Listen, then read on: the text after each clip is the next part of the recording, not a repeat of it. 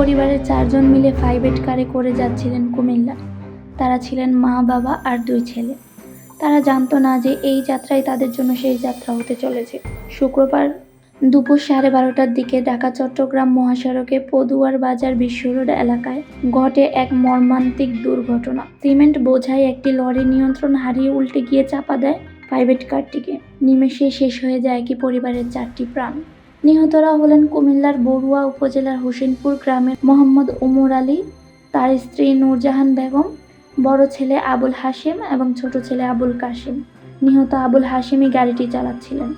জানা যায় নিহতরা হোটেল নূরজাহানে খাওয়া দাওয়া শেষ করে কুমিল্লার উদ্দেশ্যে রওনা হয়েছিলেন। পদুয়ার বাজার ইউটার্নে ঢাকামুখী লেনে একটি যাত্রীবাহী বাস উল্টো পথে চলছিল। এই সময় বিপরীত দিক থেকে আসা একটি সিমেন্ট বোঝাই লরি বাসটাকে পাশ কাটাতে গিয়ে নিয়ন্ত্রণ হারায় এবং উল্টে যায়। লরিটি উল্টে বাসের পেছনে থাকা প্রাইভেট কার এবং একটি সিএনজির ওপর পড়ে। এতে প্রাইভেট কারের একই পরিবারের 4 জন ঘটনাস্থলেই প্রাণ হারায়। সিএনজির 3 জন যাত্রী গুরুতরভাবে আহত হন। আহতদের উদ্ধার করে হসপিটালে নেওয়া হয়। ঘটনাস্থলে থাকা কিছু লোকদের কাছ থেকে জানা যায় দুর্ঘটনার ভয়াবহতা। দুর্ঘটনা উদ্ধারকারী কনস্টেবল সাইফুল ইসলাম দুর্ঘটনার বর্ণনা দিতে গিয়ে তিনি বলেন, দৃশ্যটি এতটাই ভয়াবহ ছিল যে মরদেহ উদ্ধার করতে গিয়ে আমাদের হাত কাঁপছিল। একই পরিবারের একসাথে 4 জনের মৃত্যু খুবই মর্মান্তিক। হোসেনপুর গ্রামে এখন শোকের মাতাম। নিহতদের পরিবারের আহাজারি দেখে স্তব্ধ গ্রামবাসী।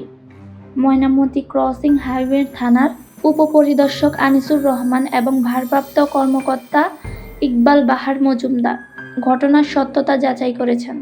ঢাকা-চট্টগ্রাম মহাসড়ক দেশের সবচেয়ে ব্যস্ততম রাস্তার মধ্যে একটি, কিন্তু এখনও এখানে ইউ-টার্নের ঝুঁকি, অতিরিক্ত লোড বহনকারী লরি, উল্টো পথে গাড়ি চলাচল করে।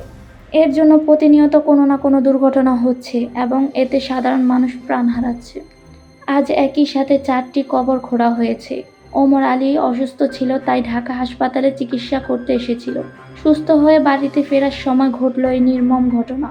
ঢাকা থেকে বাবাকে নিয়ে বাড়ি ফিরে জুম্মার নামাজের কথা ছিল ছেলেদের এবং বাবার সুস্থতার জন্য মসজিদে দোয়া ও মাহফিল করারও কথা ছিল, কিন্তু কে জানতো ভাগ্যের এই নির্মম পরিহাস।